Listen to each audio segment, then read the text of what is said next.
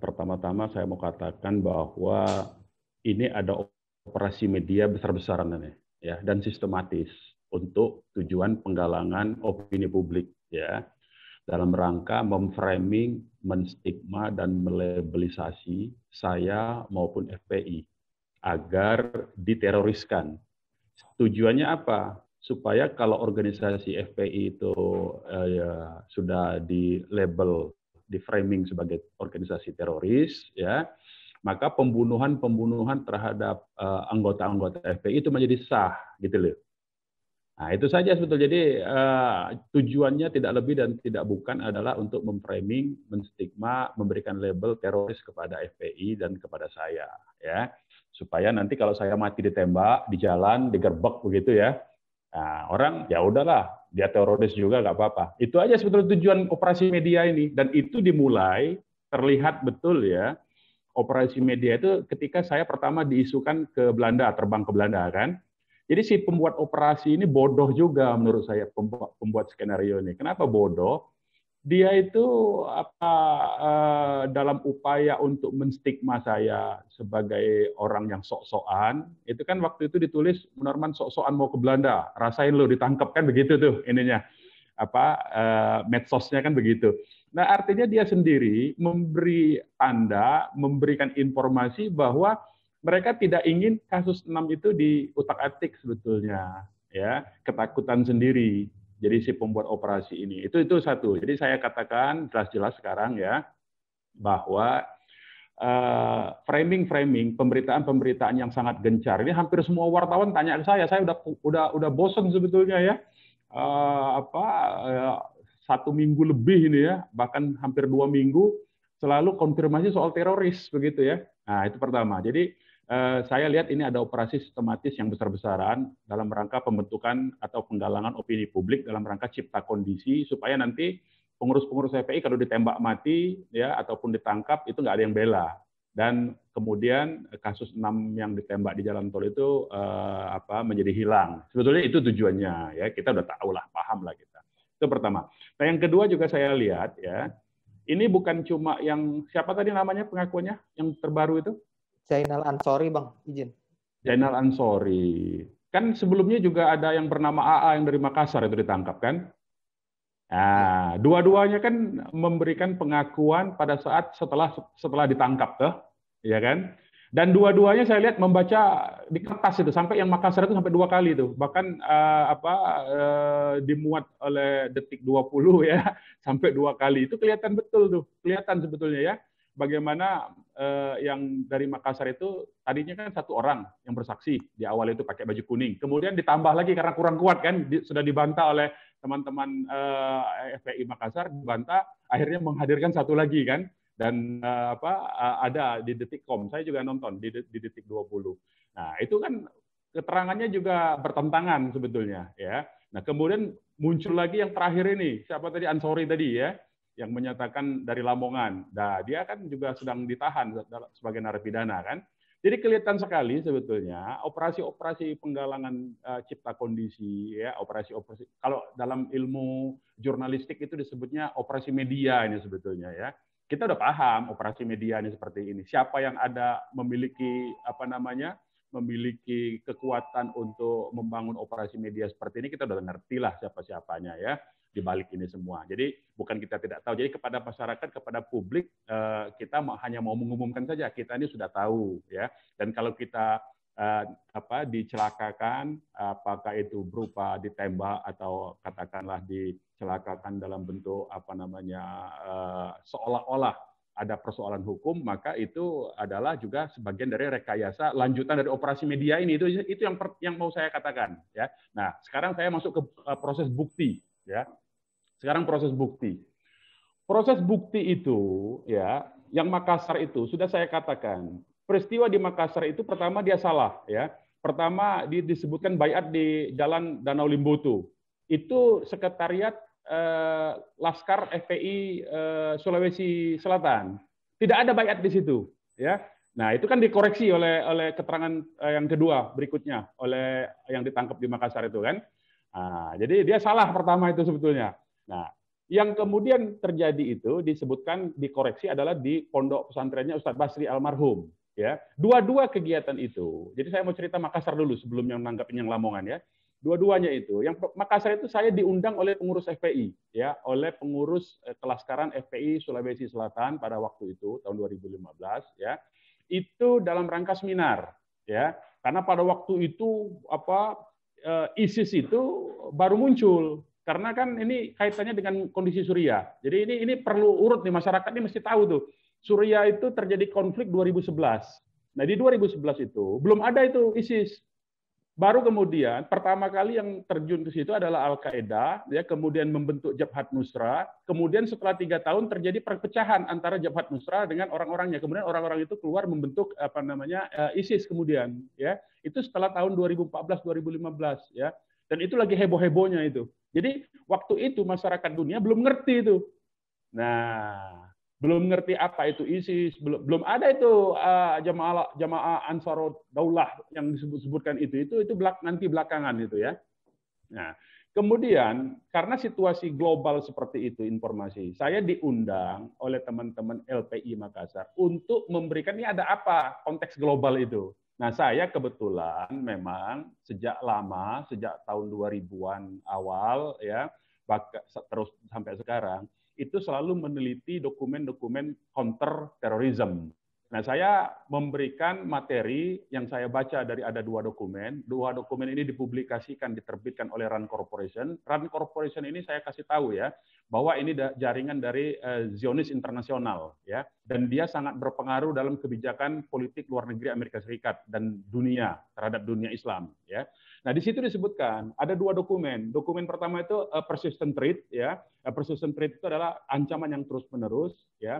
Yang kedua itu dokumen in their own word ya. In their own word itu adalah kira-kira dalam bahasa terjemahan bebas itu kita pakai bahasa-bahasa mereka, gunakan kata kalimat-kalimat jihad tapi untuk menghancurkan mereka sendiri. Itu dokumen in their own word itu. Dan kemudian persistent threat juga itu begitu, ancaman yang terus-menerus. Inti dari 2 dokumen itu yang saya jelaskan kepada LPI di Makassar itu ya, maupun yang di acara seminar. Saya nggak tahu waktu itu Ustadz Basri itu siapa segala macam. Saya nggak kenal ya. Saya nggak kenal. Saya diundang oleh, sekali lagi saya mau katakan, saya diundang oleh pengurus LPI Makassar. Saya diundangnya itu dalam rangka seminar karena saya punya informasi global tentang situasi geopolitik global ya. Nah, geostrategis global. Saya mau jelaskan ke mereka di 2 dokumen itu disebutkan strategi untuk mengcounter terorisme itu justru menciptakan terorisme itu sendiri. Nah, itu kan orang banyak tidak tahu tuh. Jadi begini maksud saya, di 2 dokumen itu dijelaskan, salah satu strateginya itu adalah membuat website palsu atas nama kelompok-kelompok jihad. Yang kemudian website ini mengkafir-kafirkan kelompok lainnya dan merekrut orang-orang yang masih awam. Jadi dia katakan bahwa orang-orang jihadis ini itu sangat bergantung dengan informasi internet. Disebutkan begitu ya. Nah, karena dia sangat bergantung dengan informasi internet, kita bikin katanya website palsu atas nama jihadis itu sendiri. Dan kemudian website itu merekrut orang, kemudian mengkafir-kafirkan kelompok lainnya. Nah, saya mau kasih tahu itu sama orang-orang Makassar itu, sama orang-orang Sulawesi Selatan yang berkumpul di Makassar itu. Saya katakan, Anda harus hati-hati, saya bilang. Bisa jadi yang Anda ikuti itu justru adalah pihak yang ingin menghancurkan Islam sendiri. Seolah-olah keras, seolah-olah dia paling jihad, ternyata dia untuk mengadu domba antar umat Islam. Itu inti dari yang saya terangkan dalam seminar itu. Nah, urusan kemudian setelah itu mereka berbaik bukan urusan saya dong. Nah, itu yang pertama saya mau jelaskan tentang fakta. Yang kedua, soal foto ya. Loh, kalau foto setelah seminar orang foto-foto, masa saya larang? Nanti kalau ada foto siapa misalnya yang memfitnah saya itu, ya, foto dia di kebun binatang Ragunan, ada klaster primata namanya, ya, ada monyet, ada gorila. Kalau nanti dia di situ difoto, di belakangnya ada gorila, ada monyet, apakah dia otomatis bagian dari monyet dan gorila itu? Saya mau tanya. Jadi pakai logika, pakai otak saya itu ya. Jangan sembarangan. Ini persoalan bukan persoalan bukan persoalan sederhana. Jadi tapi justru menurut saya membuktikan dengan cara berpikir logika seperti itulah, bukti-bukti yang seadanya seperti itu, mereka mau memframing, justru itu makin membuktikan, memperkuat bukti bahwa mereka ini adalah suruhan-suruhan, ya, buzzer bayaran, kan sudah banyak mengaku tuh bahwa mereka itu dibayar, kan, dibentuk oleh kelompok kekuatan tertentu dalam rangka operasi pembentukan opini. Itu pertama, ya. Itu yang tentang Makassar. Nah, yang sekarang yang tentang Lamongan. Coba dilihat kata per kata, kalimat per kalimat dari pengakuan yang narapidana yang dari Lamongan, ya. Saya mau katakan pertama saya tidak kenal tuh sama narapidana tersebut, ya. Saya nggak kenal. Yang kedua, dia sendiri menyatakan tahun 2005 karena kami ini melakukan aktivitas yang keras, dikenal sebagai organisasi keras, kemudian kami mendapatkan peringatan, katanya. Kan ada kalimatnya itu. Perhatikan aja itu.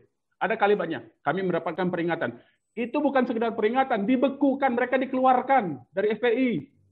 Jadi nggak ada hubungan lagi. Dia mau kemana, dia mau jadi personil kerajaan Majapahit, mau jadi tentaranya kerajaan Sriwijaya, urusan dia itu, bukan urusan kita, ya. Karena dia sudah berhenti. Itu tadi kalimatnya. Perhatikan saja tuh, putar saja ulang nanti, konfrontatifkan dengan pernyataan saya yang dia menyatakan 2005 karena terlalu keras kami mendapatkan peringatan. Bukan diperingatkan, saya mau katakan itu dibekukan. Dan dibekukannya itu sebelum saya masuk ke FPI. Saya ini jadi pengurus FPI baru 2009. Saya udah nggak ada itu orang itu. Orang itu sudah nggak ada, ya. Saya sudah tidak kenal sama orang itu, ya. Nah, jadi kalau orang itu dikait-kaitkan ngaku-ngaku sebagai amir amir Jamaah Ansarud Daulah, ya. Loh, itu urusan dialah ngaku-ngaku begitu. Karena itu tidak ada kaitan sama kita, ya. Nah, kemudian dia juga menyatakan 2014 kemudian dia kenal dengan Ustadz Basri. Lah berarti kan sudah jauh. Dia sendiri sudah dikeluarkan dari FPI sebelum 2008 kalau saya tidak salah. Karena waktu saya 2009 jadi pengurus FPI sudah nggak ada tuh orang, ya. Nah, jadi sudah tidak ada kaitan, tapi membuktikan lagi-lagi ketololan, kebodohan, kedunguan si penulis skenario. Lihat aja dia selalu membaca tuh kan orang itu kan. Dia selalu melirik apa yang dituliskan kan, begitu. Nah, kalau dicermati satu persatu, itu orang sudah tidak ada hubungan dengan FPI, ya. Dia mau jadi apa urusan dia, tidak ada lagi urusan dengan FPI. Orang dia sudah dikeluarkan, FPI Lamongan sudah dibekukan sampai hari ini sudah nggak ada tuh FPI Lamongan tuh. Sampai hari ini sudah nggak ada. Ya, FPI Lamongan itu sudah nggak ada, ya. Nah, jadi itu yang bukti-bukti yang saya mau katakan bahwa inilah ya menunjukkan, membuktikan operasi media ini gencar sekali. Ini sepertinya nggak akan berhenti nih operasi media ini, akan terus berlanjut sampai saya ditembak mati atau saya masuk penjara tuh kelihatannya itu, ya. Nah, ini memang tujuannya sebetulnya. Nah, jadi saya mau katakan saja ya kepada seluruh masyarakat bahwa ini betul-betul operasi media skenario. Masyarakatnya sudah paham lah, ya. Nah, saya ingatkan ya. Cara-cara kotor begini ini harus dihentikan. Kalau mau menegakkan hukum itu mbok yang jujur, yang adil, yang fair, ya berkemanusiaan yang adil dan beradab. Tuh lihat tuh Ustadz Maher, ya. Karena penegakan hukumnya tidak jujur, dia wafat tuh dalam penjara. Mestinya orang sakit itu proses hukumnya dihentikan, diobati, nggak boleh diterus-teruskan, ya.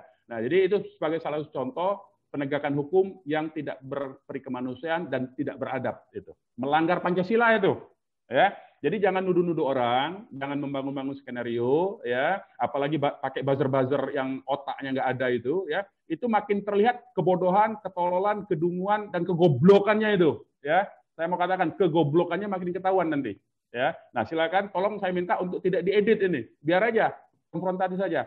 Biar saja saya dibilang orang ngawur dengan mulut saya, tapi saya mau katakan bahwa inilah operasi media yang sangat telanjang kebodohan kedunguannya dalam rangka untuk melabeling FPI semata-mata untuk mengesahkan, mencari justifikasi, mencari legitimasi supaya FPI itu boleh dibubarkan, boleh dibunuh, boleh ditindak apa saja terhadap orang FPI. Itu tujuan dari pembentukan operasi media ini. Saya kira itu, ya. Terima kasih.